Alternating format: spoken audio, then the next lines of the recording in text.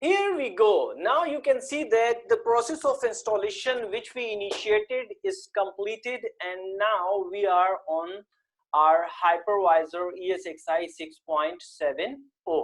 And the configuration we selected during the virtual machine configuration is 4 processors, 4 GB of RAM, and here below you can see that we have